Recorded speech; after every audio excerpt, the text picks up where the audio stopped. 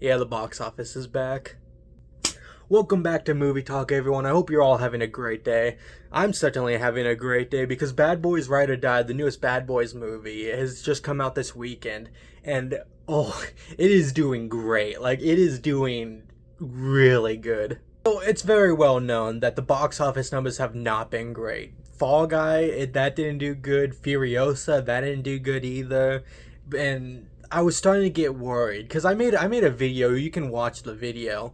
I talked about how the box office is like it's really concerning how low these numbers are, especially for these great movies. Fall Guy, But anyways, I still was getting worried about the numbers, and I was really scared. Like, is this trend going to continue? Like, what was the future of the summer box office going to look like? That was until Bad Boys Ride or Die came out, because the numbers, like, they are like really good. The projections were kind of all over the place because nobody really knew how this movie was going to do, especially because it's Will Smith, and like this is really his first big movie ever since the slap incident, and so people were really kind of questioning what the box office is going to look like.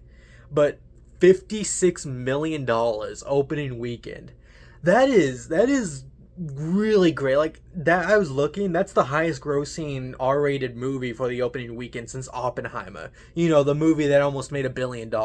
I'm just really happy. I'm really happy that this finally a hit, that a big movie came out and it's a good movie and people love it and that it's making money, because like that's was the problem so far. Like this box office so far has been really bad because all these big movies are just not succeeding.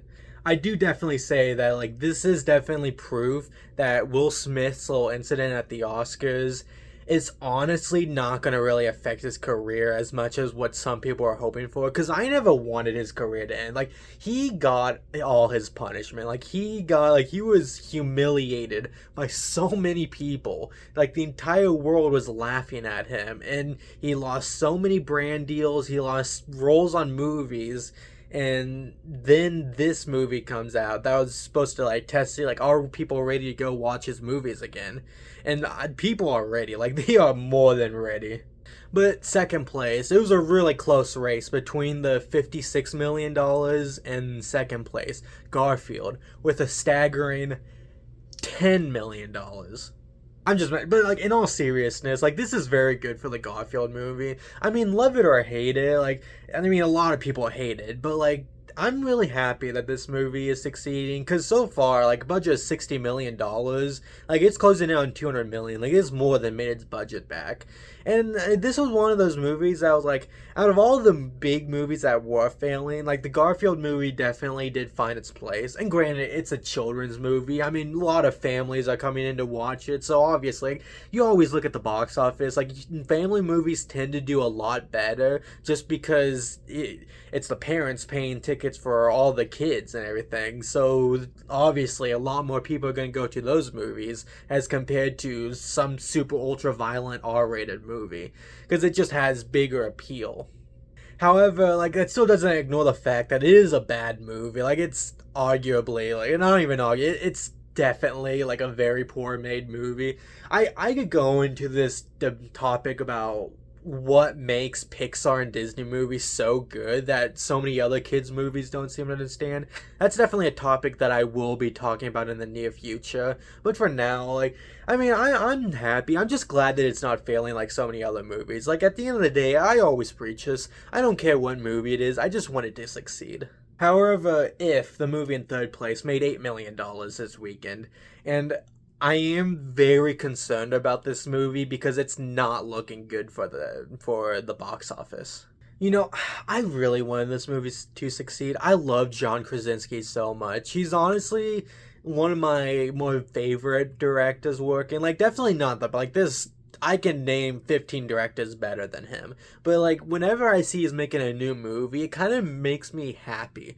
Cause like I watched The Office and then going in watching Quiet Place, which is arguably one of the best movies made in the past 10 years, and then going to see Quiet Place Part 2, which somehow like managed to do everything right that the first movie did, but like find new ways to explore the world. I'd still argue the first one's better, but I'm really happy that he's finding like all these different stories to make. However, I'm so disappointed by the box office because it's not looking good. It's looking like it's going to be a bomb. And I'm granted, like it definitely was a big risk of having a $110 million budget movie for something original, which even though there definitely is, like, I want more original movies like this. There, like, I can't deny it's always a bigger risk to have an original movie as compared to something that's an IP. Coming in fourth place was The Watches. Ishana Shyamalan. Is it Ishana Night Shyamalan? Is she using the night? I don't know. Her new movie, The Watches, which made 7 million, which was that was like below even the lowest expectations. Like that movie just completely tanked, and I definitely do 100% blame it on the fact that it was just a bad movie. Like at the end of the day, bad movies don't make money, and this was definitely a bad movie, especially the ending, which I hated the ending so much. I hate where they went with the story because they could have done so many cool designs and creatures with this, and then they just, well, I won't spoil anything, but they just do that. And like I hate it because you see it 1,000 times before, you're gonna see it 1,000 times after this. It's such a unoriginal design, and I was hoping for something so much better. But I mean, it just had like a little under a $12 million worldwide opening weekend. I mean, I don't know. They haven't released what the budget is, but honestly, it's probably not going to be a big failure. Like, it's definitely, I could see it if maybe making like $1 or $2 at the end of the run, depending on if it has any sorts of legs, which honestly, I doubt it really does, especially for this low of a box office number. But, I mean, I don't know. I mean, I'm interested in seeing what she does next with her career because even though I didn't like it, I do want to see what she does next, like what her next movie is. Because, I mean, she definitely, you do a movie, I mean, you learn a lot of stuff, like what you do right, what you do wrong, and then you can just improve that on the next movie. Rounding up the top five, we had Kingdom of the Planet of the Apes, which made $5.4 million. And I am curious what the rest of the budget was for this movie because it's $160 million budget movie, giant budget, and like it's still like under the $400 million mark. So I am kind of concerned if this is gonna actually be a success or not. Because I mean we're already pretty decently into the box office run, and like it's definitely gone to the point where like it's not gonna make a whole lot more money now compared to like what it has been. And so I'm worried that it might end up being a little bit of a failure because I love the Planet of the Apes franchise so much.